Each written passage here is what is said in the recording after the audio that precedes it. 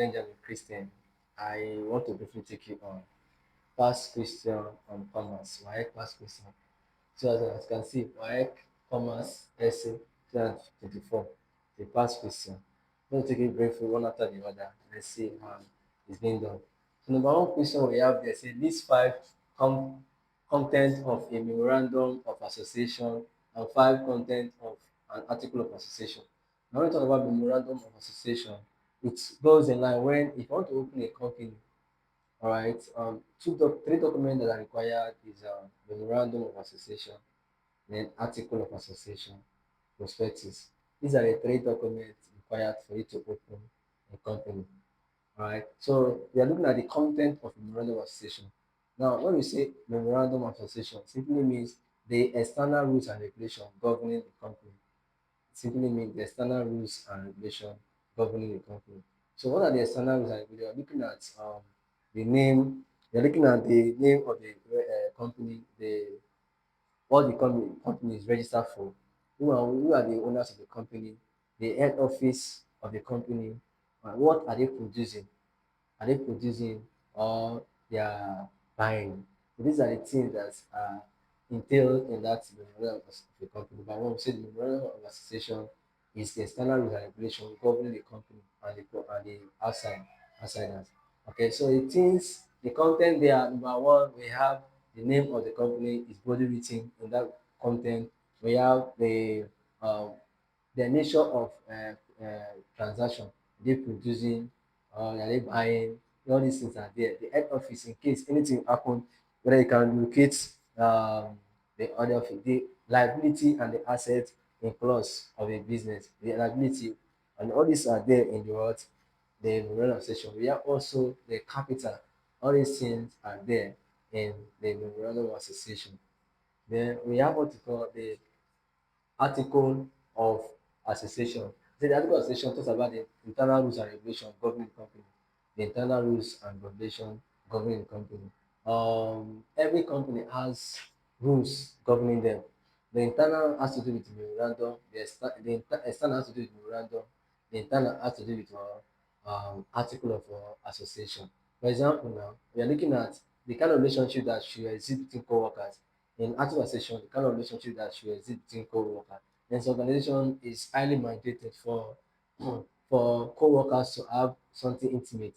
All right, is there. Then how to share dividends to shareholders is also there. The right and duties of shareholders is also there. Right and duties of shareholders, how to share dividends. What is a dividend? Dividends are seen as profit given to shareholders. How they share dividend between shareholders. We have different kinds of shareholders. So dividend allocated to them in different perspectives is all there in the article of association. Then we have what to call, we said number one, the relationship that's a between co-workers. Dressing code, way they dress, the mood of dress also there. We say number one, we have the right of shareholder is also stipulated there. How they share dividend is also stipulated there. Then the meeting, when they do their meeting, is it annual, is it manual, all are there in the memorandum of association. So we say list five content of memorandum of association. So number one, memorandum of association means the external rules and regulations governing the company. The external rules and regulations governing the company. Then we say that the article of association means the internal rules and regulations governing the company. This is external, this is your internal. Okay, I will say that the items you can see in the memorandum of association is number one, the head office, the name of the company, the name of the company, shareholders of the company, name of the shareholder of the company, or the name of the company is there also. Then they are producing, are they producing or they are selling, or are they in memorandum of association? The objective of the business, the capital invested, all are there in the what? In the memorandum of association. Okay. Then we said the article of association, what are they? Number one, relationship between co-workers, the kind of the dressing code of organization, is there. The meeting stipulated when you do meeting, and rights of the shareholders, or the how to share dividend, they are all stipulated in that memorandum of association. Memorandum of association. Okay, then we have what to call, say explain five problem. Say Explain. See number one, say explain five problems faced by what? Public corporation. Explain five problems. When you say public corporation are normally business owned by government. It's called public corporation. We have private corporation. Public corporation, business owned by government. They are known as public what? Corporation. All right. So public corporation are government-owned enterprise. Okay. So establishment that is owned by government, they are not called public or corporation. We have private enterprise, we have public enterprise, we have public enterprise. So the word another name we can use for public corporation, we can say private public enterprise.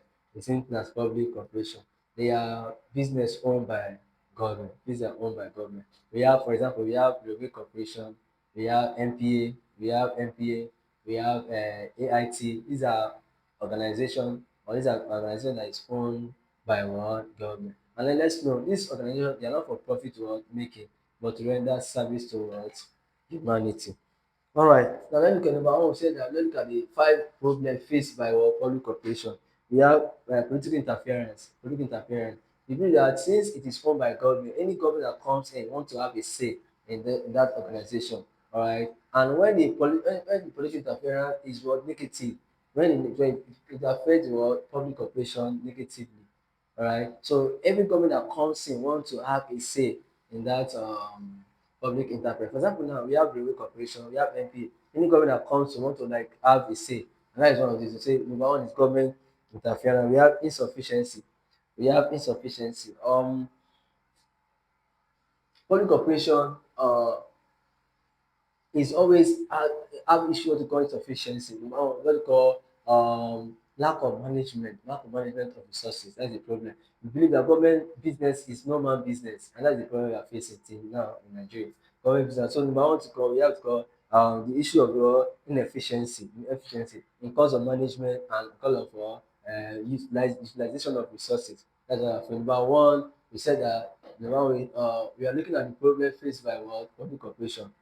We said that one of the issues or problem faced by what's it called political interference. Political interference is also a problem faced by what public corporation. Political interference. Every government have a say. Number two is insufficiency. When there is poor management or mismanagement of funds, it becomes a what a problem. We have poor service delivery. Poor service delivery. Government business. We believe that we cannot most times we don't compare government establishment to private establishment because in government establishment we believe that it's not accurate, it's just there, they are just there for the money.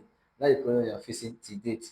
Okay, then we see how what we call overstaff and low productivity. We have excess of staff and low what productivity. These are the five of major problem faced by what public what corporation since it's owned by um government. Even lack of competition, there's no lack of competition, there's no competition because there is government business is normal business, but you cannot try that in the private sector. So we have what to call then next we have on our list say five factor a bank manager could to consider before granting a loan to a young school leaver. State five factors a bank manager would consider before granting a loan to a young school leaver. Alright, now number one before a bank can give a loan. Now let's understand the difference between loan and overdraft, bank overdraft. Now loan comes with a collateral. When before a bank give you a loan, you must present a collateral or a security. But in the aspect of bank overdraft does not require any collateral. So on that note, when we say before ever a bank manager can give a loan out for a school leaver, number one, you look at the purpose of the loan. The purpose of the loan. The loan, what is it used for? What is the essence of the loan? What is the essence of the loan? What is the need for the loan? Is it for further education? Is it for further education? Is it for acquiring of wealth or property? Is it for an investment? These are the you look at before ever giving out a loan. Number one, purpose of the loan. Number two, credit worthiness. The person have what we call high what standard or understand? The person look at the person past history. Is he a fraudster? Is he a person that is sincere? Look at the things you look about. Look at the purpose of the loan. Purpose of the loan is okay. The last thing you're going to look at is the person worthless. Person is he person that you can trust? Person that will run with the money? These are the things we look at. Security or collateral. it must look at with your collateral. A bank will never give you a loan that is above your collateral or security. Because the essence of giving out a loan is to make more profit, is to make more profit. In other words, if you fail to pay back that loan, bank can come and claim that property from you. So that is why a bank will never give a loan that is above your collateral. So they look at the value of their security or collateral that you want to use in place of that loan. If that value of that collateral is bigger than the loan, bank will issue you. After looking at also the step, another step you're going to look at, another is the payment capacity. You know, the capacity. Which level are you going to pay it? How do you put it? You want to pay it instrumentally, want to pay it annually. These are the things they must look. Okay. The last one, so we have character and integrity of the borrower. Look at the character and integrity of the borrower. So before ever bank give you a loan, they must look at these four, I mean five aspects of it. Number one, the purpose of the loan. Number one, the purpose. Number two, the credit worthiness. Credit worthiness. Is the credit, is it worth it? Is it worth for? Is it what the money you are taking for? Is it worth investment? Yeah. Number three, you look at also your security and collateral. Look at your security and collateral.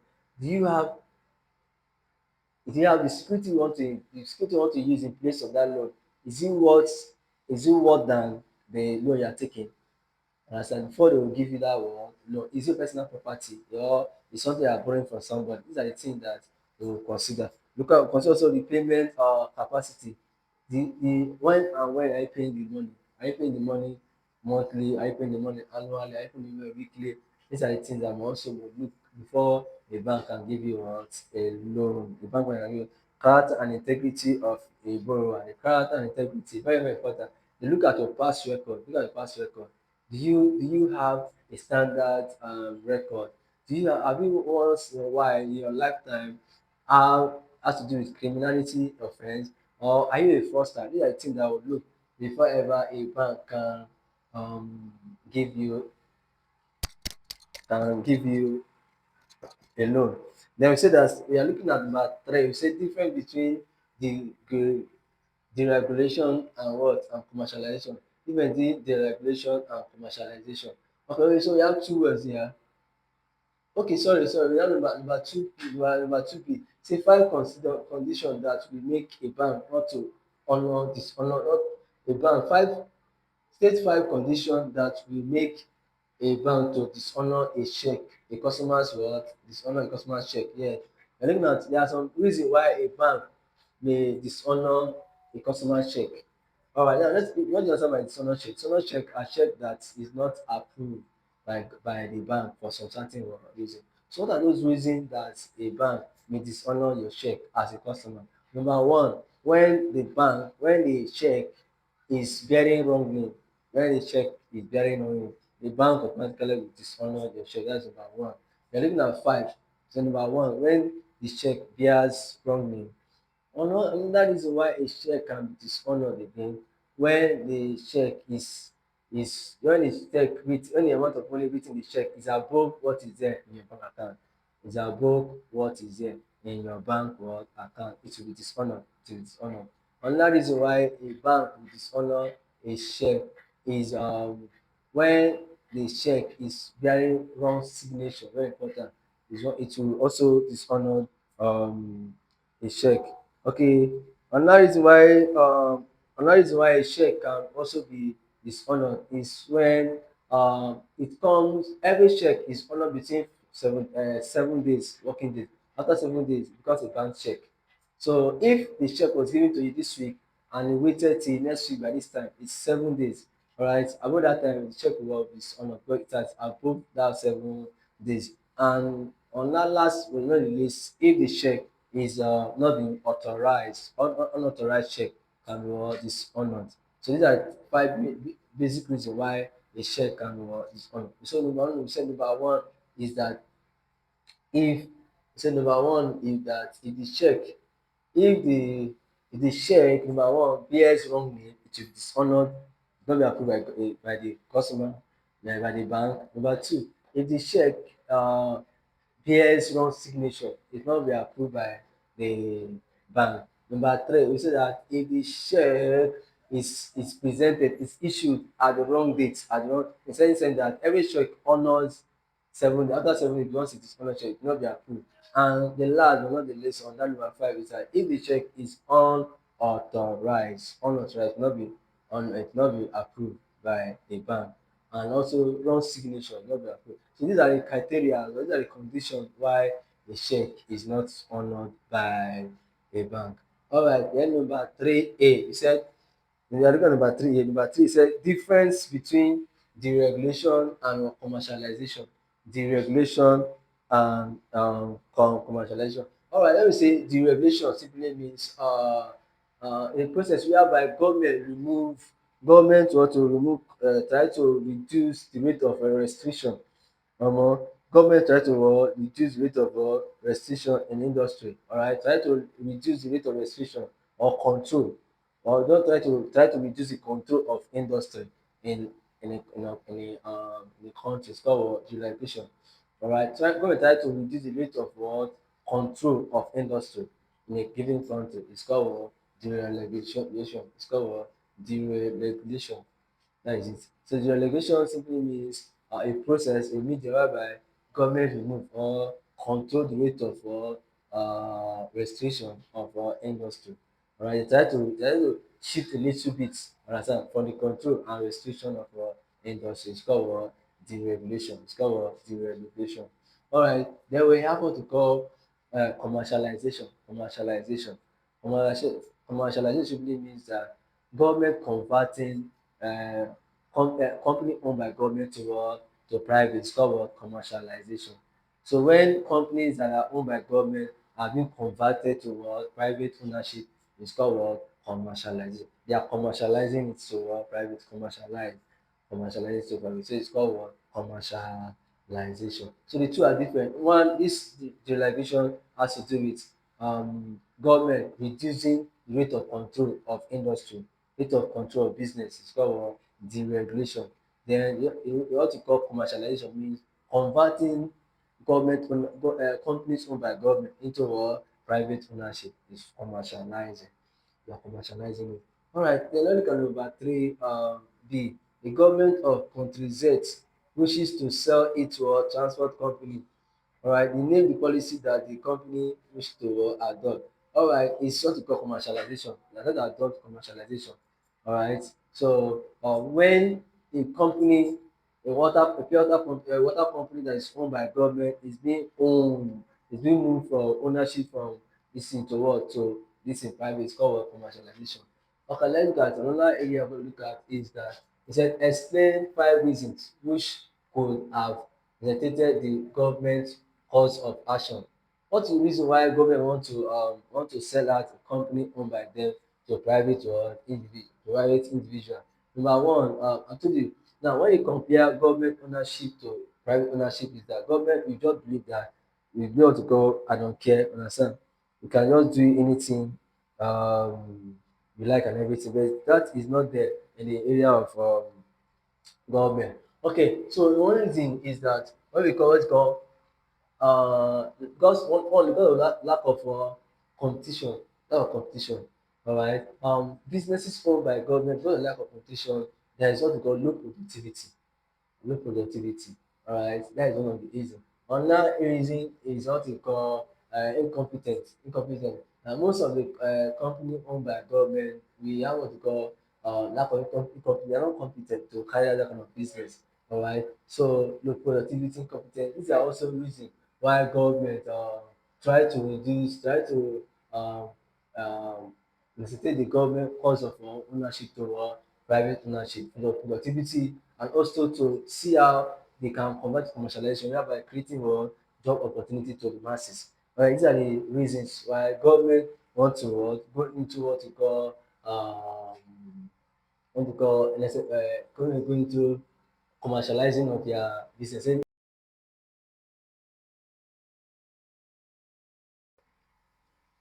Alright, let's look at number four. Number four question. We are still working with WAEC Commerce essay 2024. Let's look at number four. Number four question say the following information we are extracted from the books of XYZ venture as at 31st of June 2023. Alright, so your opening stock is giving us 200,000, closing stock is giving us 100,000, salary and wage is giving us 120,000, then purchase is giving us 900,000. Then shop rent is giving us 150,000. Say 30% of profit was made on cost of goods sold. Cost of goods sold.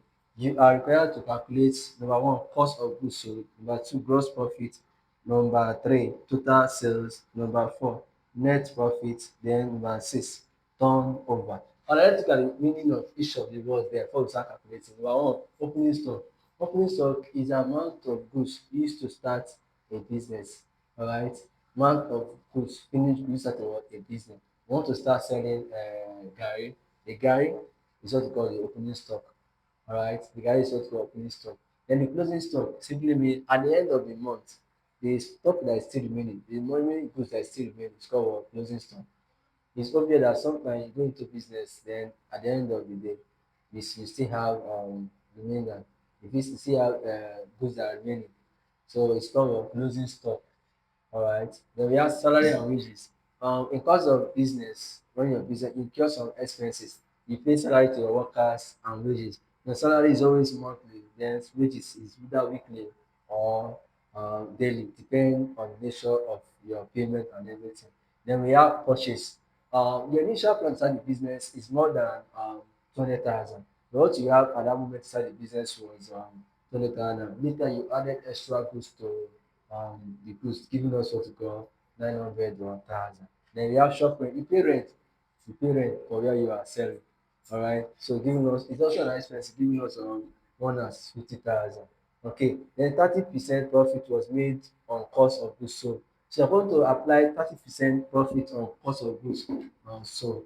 30% profit on the cost of goods sold.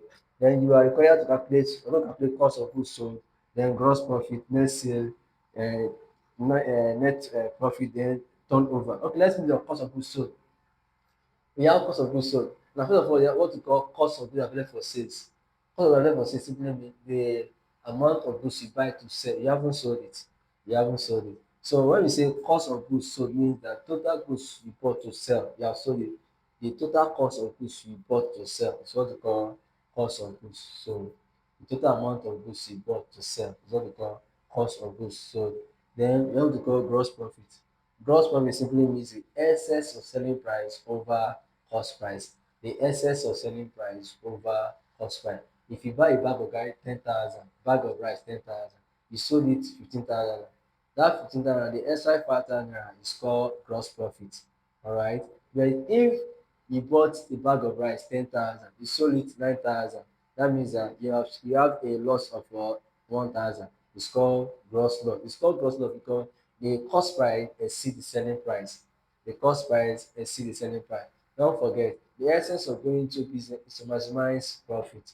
Maximize profit. So if goods bought, if goods bought at the end of the day, you find out that your cost price exceed your selling price, know that there's an error. Okay, that's called gross profit. The essence of selling price over cost price. Then you can also have to call gross loss. Gross loss simply means the essence of cost price over selling price called gross loss. Okay, so that is that. So we have total sale. Total sale means total income derived after minus your what cost of goods sold. All right, let's go total sale. Okay, then we have to call net profit. Net profit. Total means the total expenses minus from your gross profit is what we call your net profit. Total expenses minus from your gross profit is called your net profit. If your total expenses exceed your gross profit, it's called net loss. If your total expenses exceed your gross profit, it becomes your gross net loss. So you know that your total expenses must be lesser than your gross profit to get your net profit. Then turnover. Turnover simply means the change of sales. Change of sales. They often time go to a market to replenish your stock. It's called change of sales. Change of sales. Okay. So let's look at number one first. Number one, you look at number one. You want to say that A is your cost of goods. sold. So for you to get cost of goods sold, for you to get cost of goods sold, we are saying that for you to get cost of goods sold, we said that opening stock, we said opening stock, opening stock plus purchase, opening stock plus what? For you to get opening stock plus purchase, plus purchase, give us minus closing, minus closing stock, minus closing stock. So we have opening stock is giving us 200,000 plus um plus that is giving us, is giving us 1,100,000. 1,100,000. Give 1,100,000. Okay, that is it. Then say this, all right, say this 1,100,000 minus your closing stock. Your closing stock is giving us 100,000. 100,000 is giving us what? It's giving us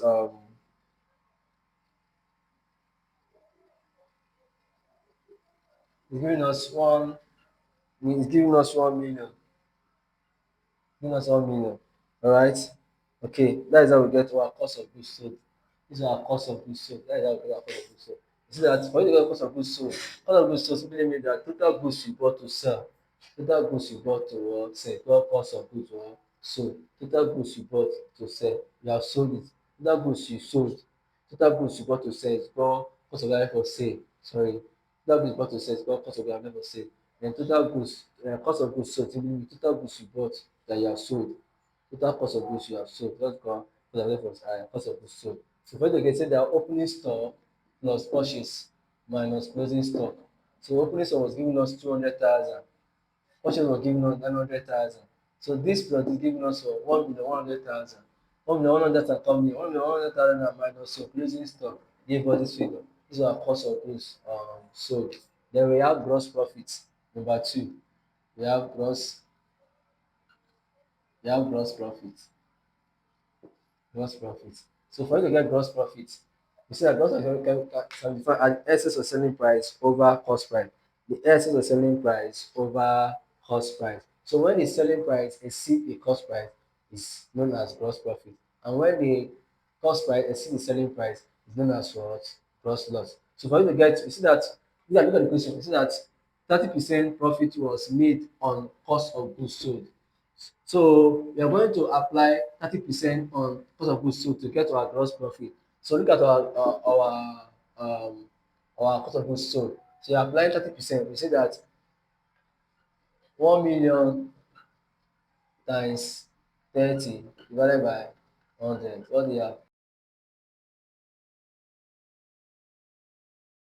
So we looked at number six. So number six, for you to get our total sale, if you look at the question, sale will not give it to us.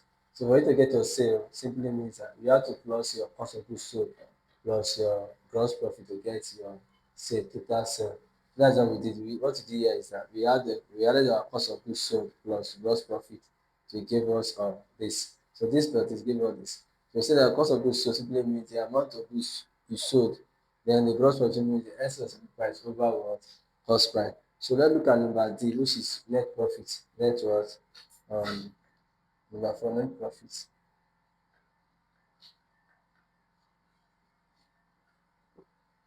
So net profit simply means that total expenses minus from gross profit. Total expenses minus from your gross profit, you get what you call net profit. When you minus the total expenses from your gross profit, you get what you call net um, profit. Now, if the total expenses exceed your gross profit, it's known as net loss. So it's either it's net loss or net profit. So at this junction, how do we do? Let's look at what is there. So the expenses we have here is this and this. This is the expenses. This is also your expenses. Salary and wages. Wages you pay to workers daily or weekly. Then salary is money you pay to your workers for monthly. Then we have short rent, you pay where you are staying or you are working as a rent. So we come here, we say what when we look at our total expenses, say simply means what total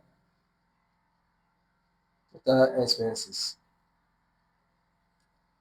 uh, minus gross minus gross profit. So the total expenses there is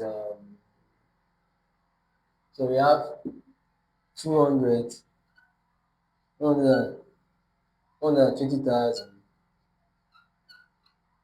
plus shop rent giving us 150,000. All right. So this plus this will give us this will give us 200 to give us 270,000. Because it got 270,000. So to get when I was 270,000, that is our total expenses. Our gross profit is giving us this is our gross profit here, gross profit 300,000. So 300,000 which is your gross profit minus our net total expenses 270,000 is giving us. One of these two, you have what you call your profit. You what you call 30,000. So what you do is that total expenses. Our expenses were this. We plot this and this. So this plus this give us this. We did what we bring. We have to write bring down this gross profit to this side. This minus this now give us our net profit. That's how we get our net profit. So this is our gross profit. That is your total expense. This minus this give us our gross profit. Now look at the last one, which is the last one, which is turnover. Turnover.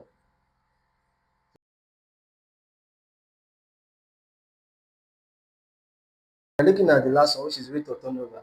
And we say rate of turnover simply means number of times sales change. It's called rate of turnover.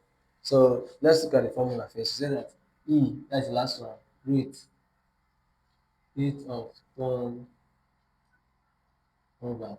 Okay, so for you to get it formula, we say that opening stock simply means opening stock plus closing stock